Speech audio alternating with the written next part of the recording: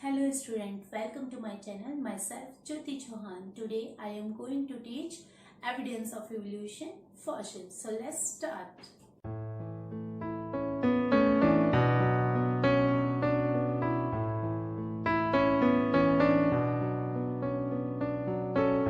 तो आज हम डिस्कस करेंगे एविडेंस ऑफ इवोल्यूशन यानी फॉसिल।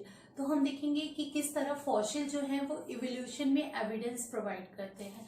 सबसे पहले हम डिस्कस करते हैं फॉसिल। फॉसिल क्या है? सिंपल हम देखेंगे बेसिकली मतलब काफी मिलियंस ईयर्स एगो जो भी हमारे डेड प्लांट या डेड एनिमल्स हैं उनकी जो रिमेन्स या जो इम्प्रेशन है that is known as a fossil. तो सिंपल वे में हम ये बोल सकते हैं द रिमेन्स और impression of a dead plant and animals that lived in a remote past that is known as a fossil. अब हम देखेंगे कि कैसे फॉसिल जो है वो एविडेंस प्रोवाइड करते हैं इन केस ऑफ इवोल्यूशन।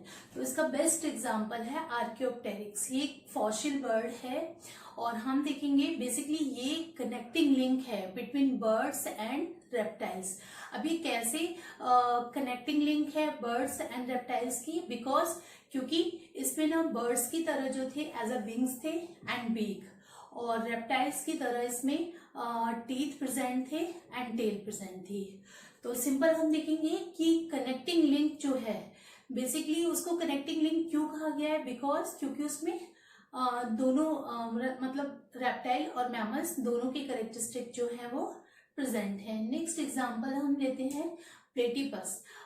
ये एग-लेइंग मैमल्स हैं that is known as a oviparous egg laying. हाँ, तो यहाँ पे हम देखेंगे कि प्लेटिपस जो है वो भी कनेक्टिंग लिंक है between reptiles and mammals.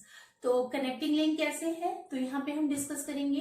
Basically हम देखेंगे वो जो है एग-लेइंग है, एग-लेइंग मैमल्स है यानी वो एग प्रोवाइड करता है। उसके जो एग होते हैं that is surrounded by large amount of York, है ना। और मैमल्स का करेक्टरिस्टिक देखते हैं तो उसमें हम देखेंगे कि मैमेरी ग्लैंड होती है जिससे वो अपने यंग वंस को मिल्क प्रोवाइड करते हैं। तो ये भी कनेक्टिंग लिंक है between reptiles and mammals. Next example लेते हैं यूक्लिना। यूक्लिना जो है ये यूनिसेलुलर ऑर्गेनिज्म है और ये भी कनेक्टिंग लिंक है between plants and animals. Because क्योंकि प्लांट्स की तरह इसमें फोटोसिंथेटिक पिगमेंट होते हैं तो ये फोटोसिंथेसिस के प्रोसेस जो है वो शो करता है एंड देन अदर कैरेक्टरिस्टिक जो है वो एनिमल्स की तरह शो करता है। तो सिंपल यहाँ पे अभी हमने फॉसिल्स को डिफाइन किया।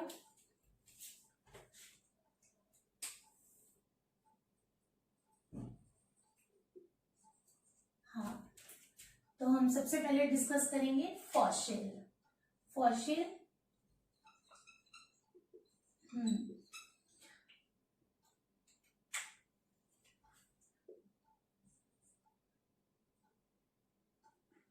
the remains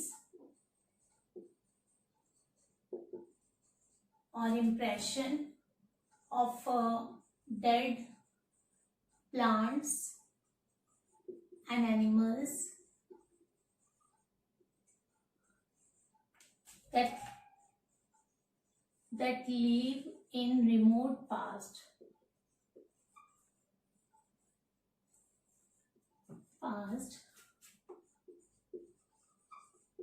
is known as a fossil.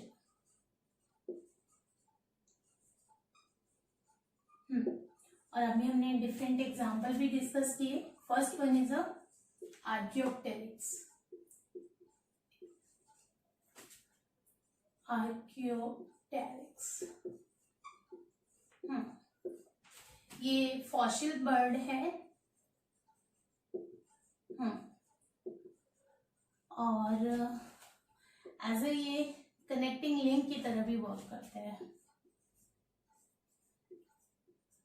Connecting link between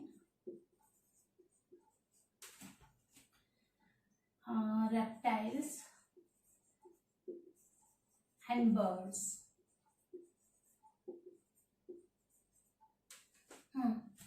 तो अभी हमने डिस्कस किया आर्कियोप्टेरिक्स जो है वो एक फॉसिल बर्ड है और ये कनेक्टिंग लिंक है बिटवीन रेप्टाइल एंड बर्ड्स। तो अभी डिस्कस किया कि बर्ड्स की तरह जो है इसमें एज अ बीक थी और विंग्स प्रेजेंट थे, और रेप्टाइल्स की तरह इसमें टीथ के अंदर बीक के अंदर टीथ थे एंड देन टेल प्रेजेंट थी। बट अगर हम कनेक्टिंग लिंक को देखते हैं तो सिंपल हम देखेंगे कि अभी प्रेजेंट टाइम में जो भी ऑर्गेनिज्म है तो उनके कोई ना कोई एंसेस्टर्स रहे होंगे। तो यहाँ पे हम देखते हैं कि आर्कियोप्टेरिक्स से ये प्रूव होता है कि हमारे जो बर्ड्स हैं that is evolve from reptiles. ठीक है, और जैसे कि हमने इवोल्यूशन में डिस्कस भी किया था कि मतलब इवोल्यूशन में क्या है, बेसिकली हमारी जो प्री एग्जिटिंग स्पीशीज है उससे एक न्यू स्पीशीज का फॉर्मेशन होता है। हाँ, नेक्स्ट एग्जांपल है यहाँ पर प्लेटिपस। हाँ, ये एक एग लेइंग मैमल्स है, एग लेइंग मैमल्स, और इसको कनेक्टिंग लिंक बोला है between mammals and reptiles, sorry bird.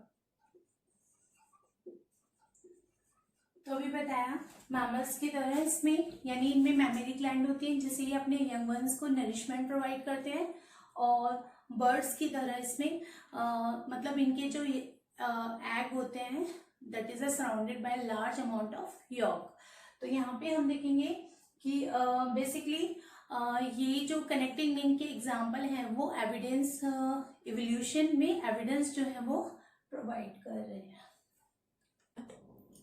तो अब हम डिस्कस करेंगे कि फॉसिल कैसे फॉर्म होते हैं। तो बेसिकली हम देखेंगे जब कोई भी हमारा प्लांट या एनिमल डेड हो जाता है तो हम देखेंगे by the action of micro organism in the presence of oxygen and moisturiser वो डिकम्पोज हो जाता है।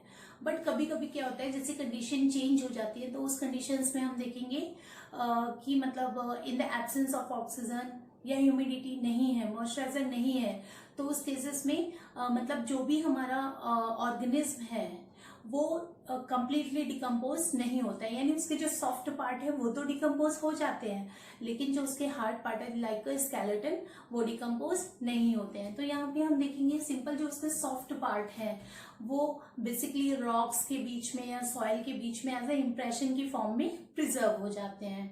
तो इस तरह से हम फॉसिल्स को ऑब्टेन करते हैं। अच्छा, फॉसिल की एज को फाइंड आउट करने के 2 मेथड हैं। अच्छा, ये एग्जाम पॉइंट ऑफ व्यू भी ये टॉपिक काफी इंपॉर्टेंट है और एग्जाम में जरूर आता है। तो फॉसिल की एज को फाइंड आउट करने के लिए हम 2 मेथड यूज करते हैं, एक रिलेटिव मेथड और एक कार्बन डेटिंग मेथड। तो रिलेटिव मेथड में हम क्या करते हैं, हम अर्थ को डिगिंग करते हैं। जब हम अर्थ को डिगिंग करते हैं तो हम देखते हैं अगर हमारा फॉसिल अर्थ की जो क्लोज सरफेस है, हाँ, अगर उसके नियरेस्ट ऑब्टेन हुआ है तो वो रिसेंटली है, लेकिन अगर वो डीपर लेयर से ऑब्टेन हुआ है तो वो काफी ओल्ड है। उसके अलावा अगर हम कार्बन डेटिंग मेथड में देखते हैं तो हम देखते हैं कि जो हमारा कार्बन 14 एटम होता है वो रेडियो एक्टिव होता है।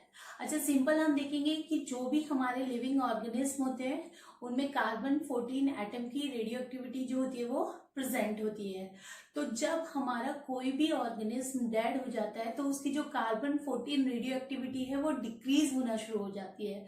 तो सिंपल हम देखेंगे जैसे अगर हमें कोई फॉसिल ऑब्टेन होता है तो उस फॉसिल में जो कार्बन 14 रेडियो एक्टिविटी है उसको हम कंपैरिजन करते हैं प्रेजेंट टाइम में जो लिविंग ऑब्जेक्ट है उनकी कार्बन 14 रेडियो एक्टिविटी से।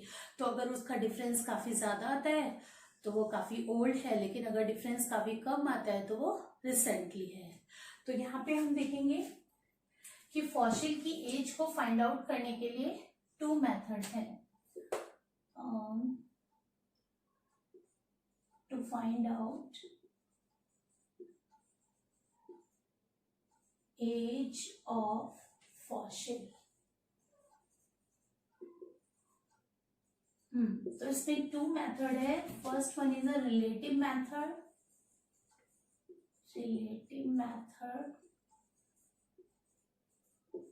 and second is a carbon dating method.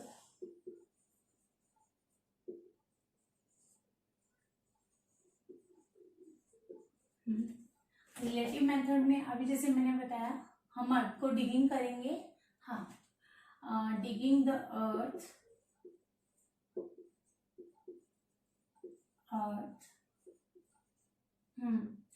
the fossil obtain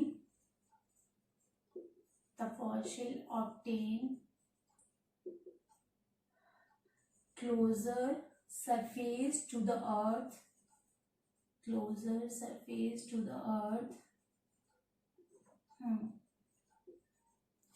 that is a recently, but the fossil obtain deeper layer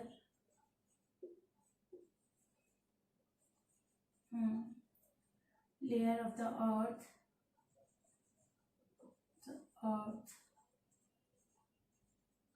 that is old. Carbon dating method जैसे मैंने अभी आपको clear किया था, basically हम क्या करते हैं, जैसे कोई भी हमारा लिविंग ऑर्गेनिज्म है तो उसमें प्रेजेंट कार्बन 14 एटम, बट अगर कोई भी लिविंग ऑर्गेनिज्म डेड होना शुरू हो जाता है, लिविंग ऑर्गेनिज्म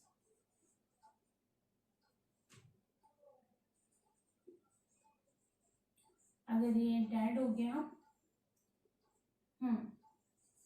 तो उस केस में जो कार्बन 14 रेडियो एक्टिविटी है वो डिक्रीज हो जाएगी।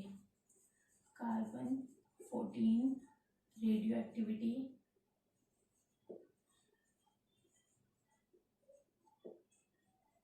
Decrease.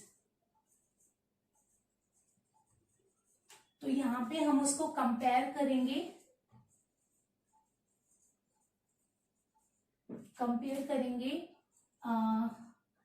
The carbon 14 radio activity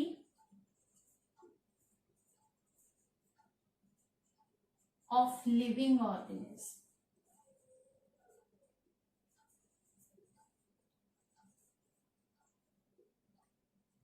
तो अगर कंपैरिजन में डिफरेंस अगर ज्यादा आता है तो वो फॉसिल जो है वो ओल्डेस्ट है, और अगर कंपैरिजन काफी स्मॉल आता है तो वो रिसेंटली है।